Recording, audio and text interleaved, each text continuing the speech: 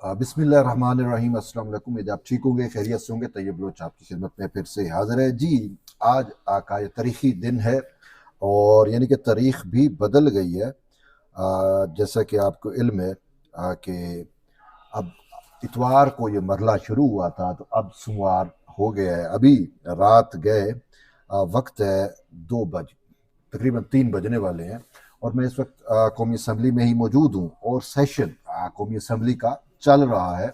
आइनी तरमीम पेश हो रही है, तकरीरें हो चुकी। तो अभी ख़बर ये है कि तहरीक इंसाफ के हिमायत याफ्ता 5 रुकन कौमी असम्बली जो हैं वो ऐवान में पहुँचा दिए गए हैं, पहुँच गए हैं और ये आज़ाद रुकन है बेसिकली। और तहरीक इंसाफ के हिमायत याफ्ता ज़रूर रहे, लेकिन तहरीक इंसाफ के टिकट से इन्होंने इलेक्शन नहीं लड़े। तो इनके काउंटिंग से जो है वो 2/3 से यूं कौमी असम्बली से भी आइनी तरमीम मुकम्मल यानी कि मंजूर हो जाएगी। और ये आइनी तरमीम का प्रोसेस जो है वो दोनों ऐवानों से मुकम्मल होने के बाद इसको सदर मुमलिकत के पास जाएगा और सदर मुमलिकत जब जो ही दस्तखत करेंगे तो ये आइन का बाकायदा हिस्सा बन जाएगी। और बेसिकली आज सबसे अहम मामला ये है कि ये एक तारीखी दिन है और सिर्फ ये तारीखी दिन ही नहीं बल्कि एक नई तारीख रकम की है। पार्लिमान ने अपने इख्तियारात जो जुडिशरी इस्तेमाल कर रही थी, जो जजेस इस्तेमाल कर रहे थे, उसके खिलाफ एक बंद बांधा है और अब वो इख्तियारात खुद पार्लिमान के पास आ चुके हैं इस आइनी तरमीम के जरिए। माजी में हमारी अदलिया का किरदार जो कुछ रहा वो आपके सामने है। मुंतखब वज़ीर आज़म को घर भेज देते थे और अपने आप को आइन की तशरीह के नाम पे जो आइन के साथ खिलवाड़ सुप्रीम कोर्ट करती रही है, उसकी मिसालें आपके सामने, एक नहीं, दो नहीं, सैकड़ों, हजारों। ठीक। और मतलब है ये जो जजेस है ये समझते हैं कि उनका जो विजडम है वो पार्लिमान के कलेक्टिव विजडम से ज्यादा है। यानी पार्लिमान जो तरमीम करती है वो कलेक्टिव विजडम होता है, उसमें दोनों ऐवान जो है वो अपना की मंजूरी कर देते हैं। तो यूं कलेक्टिव विजडम सबसे अहम चीज है। लेकिन सुप्रीम कोर्ट के जजेस जो हैं वो बैठ के कहते हैं कि नहीं जी, हमारा विजडम सबसे ज्यादा है। अब ये जस्टिस मुनीब अख्तर को देख लो, आइन के आर्टिकल 63A के साथ जो इसने खिलवाड़ किया था वो दरअसल आइन के आर्टिकल के साथ खिलवाड़ नहीं था, वो इस पार्लिमान के खिलाफ खिलवाड़ था। रिराइट कर दिया, अपनी मनमानी तशरीह कर दी। पार्लिमान ने जो कुछ लिखा, जो कुछ आइन का हिस्सा बनाया, उसने कहा नहीं, जो मैं सोच रहा हूं वो ही चलेगा। तो एक जज अनफॉर्चुनेटली वो फैसला यानी कि एक जज की अक्सरियत से था, तो एक जज जो है वो 24 करोड़ अवाम के मुंतखब नुमाइंदों या उसकी पार्लिमान से अपने आप को ज्यादा वो समझता है कि मेरा विजडम ज्यादा है।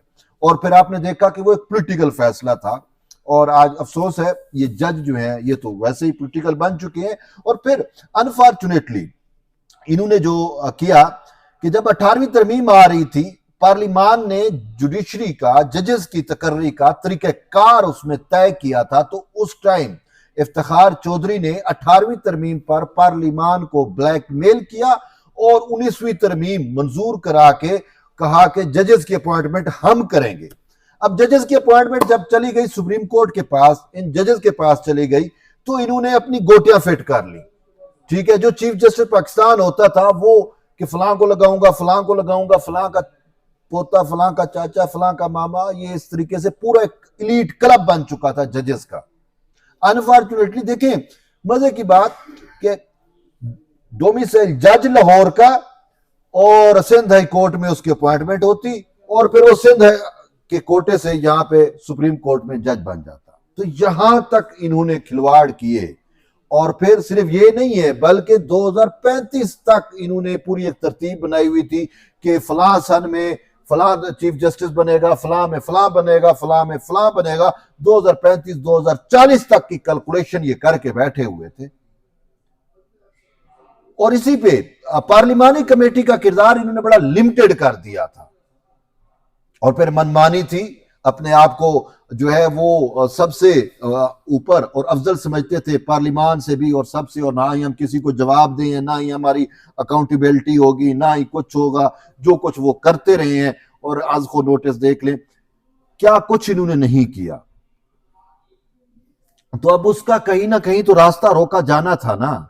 अदालती कत्ल, मतलब है भुट्टो शहीद का अदालती कत्ल, कुछ भी देखो क्या नहीं किया इन्होंने। हुकूमत ही नहीं चलने देते थे, कहते थे हुकूमत ही हमें, सब कुछ हमें।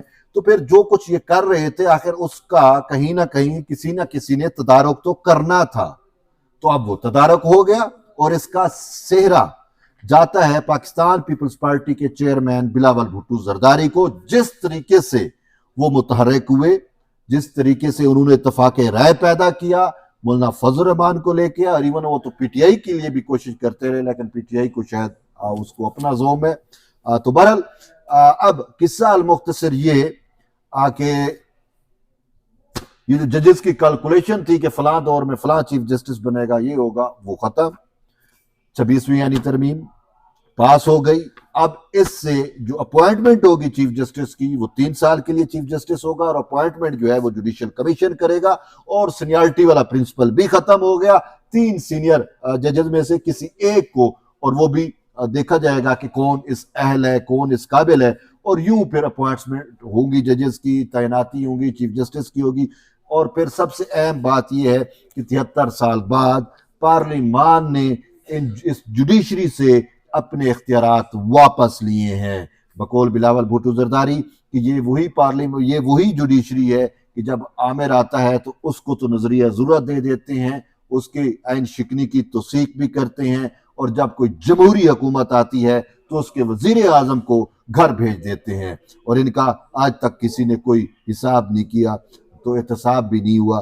तो आज यानी कि ये एक तारीखी दिन है, और इस दिन में मैं अगर मुझसे पूछें तो हकीकत में आज जो है वो जुडिशरी हकीकी मानों में आज़ाद हुई है सियासत ज़दा जजेस के हाथों से। जो जिस तरीके से ये सियासत करते रहे हैं वो आपके सामने है। ये मखसूस नशिस्तों वाला मामला आप देख लें, ठीक है। अब जो है वो जुडिशरी बेसिकली आज़ाद हो गई, और स्पेशली इमरान प्रोजेक्ट के जो जजेस अपॉइंट किए गए थे जो 2035-2040 तक जिन्होंने जाना था, तो उनका भी कला कमा हो गया। और मैं ये कहता रहा, आपके सामने है, आप इस चीज़ को का अदराक रखते हैं, समझते हैं, बल्कि आप मुझसे ज़्यादा आपको शऊर है।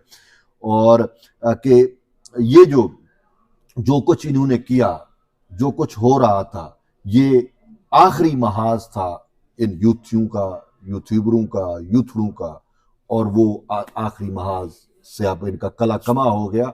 और अब जुडिशरी जो है वो पार्लिमान को जवाबदेह होगी, और पार्लिमान जो है वो उसका किरदार होगा जजेस की अपॉइंटमेंट में। और फिर सबसे अहम चीज़ है कि आईनी बेंच जो बनेंगे उसमें अब ऐसे जजेस की अपॉइंटमेंट होगी जो हकीकत में पार्लिमान से वाकिफ होंगे, पार्लिमान की बालादस्ती की बात करते होंगे, और जो उसकी कलेक्टिव विजडम को मानते होंगे। ये नहीं है कि जज जो मैं समझ रहा हूं, जो मैं कह रहा हूं वो ही है।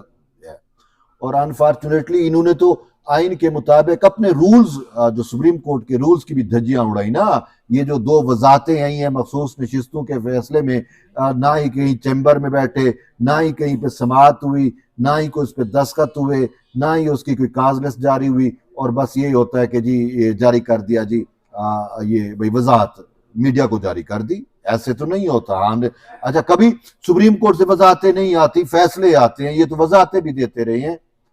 और हकीकत में अब मुझे सही मंसूर अली शाह पे तो बड़ा तरस आ रहा है। हकीकत में सही ने उसकी जितने भी फैसले थे बहुत अच्छे उन्होंने फैसले किए, लेकिन अनफॉर्चुनेटली वो भी पॉपुलिस्ट अप्रोच के जो है वो हमनवा बने, और उन्होंने यूट्यूबर्स के यूट्यूब देख के फैसले करने लगे, तो उससे आइन भी गया। अब उन्होंने अपनी पार्लिमान की सुपरमेसी भी गई, और जो कुछ उन्होंने फिर फैसले दिए उसका नतीजा क्या होना था, उसका नतीजा फिर यही निकलना था कि आपने पार्लिमान की बालादस्ती को जो है वो उठा के बाहर फेंक दिया।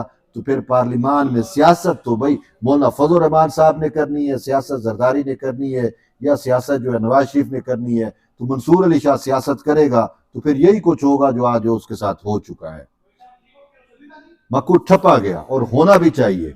और मैं आज भी कह रहा हूं कि अगर किसी ने कोई गुंजाइश पैदा की कि मंसूर अली शाह का नोटिफिकेशन जारी करने की, तो पहले उसको जो है मंसूर अली शाह ने जो आइन शिकनी की है, पहले उसको तहफ़्फ़ुज़ देना पड़ेगा। उसके लिए स्टैंप लगानी पड़ेगी कि नहीं जी, मंसूर अली शाह का जो फैसला है 8 जजेस वाला, उस पे जो है वो पहले कहना पड़ेगा। ये पार्लिमान की बेशक कमेटी उस पर स्टैंप लगाए, नहीं जी वो फैसला आइन और कानून के मुताबिक था, फिर जाके आप उसका नोटिफिकेशन कर सकते हो। बसूरत दीगर अगर वजारत कानून ने उसका नोटिफिकेशन जारी किया, पार्लिमानी कमेटी ने उसकी अप्रूवल दी और या सदर ने उससे हलफ लिया, तो मैं यही सोचूंगा कि इन्होंने भी आइन शिकनी को तहफ़्फ़ुज़ दिया। ये मैं नहीं कह रहा, सुप्रीम कोर्ट के 2 मुअज़्ज़ज़ जज, क्या नाम है अपना, वो जस्टिस अमीनुद्दीन खान और जस्टिस नईम अफगान, उन्होंने तो वाज़ेह तौर के ऊपर कहा है ना कि इन्होंने आइन शिकनी की है। और फिर अगर पार्लिमान जो है फिर किसी भी अगर मुसलियत पसंदी का शिकार होती है और नोटिफिकेशन जारी करने की कोशिश करती है, तो फिर मैं और हम बज़द दूंगे कि पहले नोटिफिकेशन अगर करना है तो फिर वो 8 जजेस का जो फैसला है उसको भी जो है वो फिर आप जो है काबिल अमल कराओ। ठीक है, तो इसी वजह से मैं ये समझता हूं कि मंसूर अली शाह माजी हो गया, किस्सा परीना हो गया। जो कुछ उसने किया, उसने अपने पांव खुद काटे हैं। आइन के साथ चलता, कानून के साथ चलता तो चीफ जस्टिस भी बनता, लेकिन उसने कहा नहीं जी, मैं तो पॉपुलिस्ट अप्रोच है मेरी, मैं चलूंगा तो जो यूट्यूबर्स कह रहे हैं उनके मुताबिक, मैं अगर कोई फैसला करूंगा तो वही कंप्लीट जस्टिस करूंगा, तो सिर्फ इमरान खान के लिए करूंगा।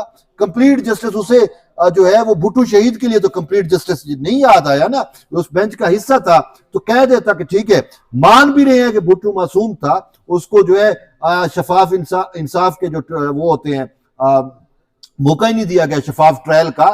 ठीक है, तो फिर आप उसके साथ इंसाफ करते ना, उसके कातलों को कटहरे में खड़ा करते, फिर हम मानते कि ये कंप्लीट जस्टिस है। ये क्या है कि भाई अडियाला जेल में बैठे हुए शख्स के लिए तो आपको कंप्लीट जस्टिस आ जाता है, और जो सदियों का बेटा है उसका जब आप मुकदमा सुनते हो तो कोई जस्टिस नहीं है, बस जी हम शर्मसार हैं जी, वो अदलिया ने ये कर दिया, उसको जी वो शफाफ ट्रायल का मौका नहीं मिला।